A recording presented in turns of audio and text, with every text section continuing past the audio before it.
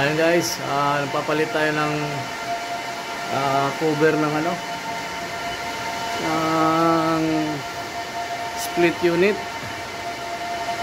So meron tayong binabaklas ngayon guys, split.